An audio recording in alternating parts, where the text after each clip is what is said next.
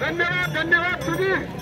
या ठिकाणी श्रीकांत माने यांना दिंडी चालक आमचे पांडुरंग जाधव यांच्याकडून 101 रुपये देणगी दिलेली आहे।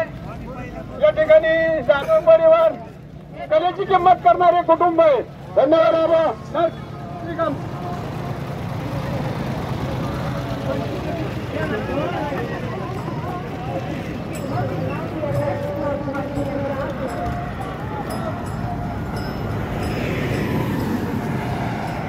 एक ठिकाणी थांबा जरा अंतरले असेल।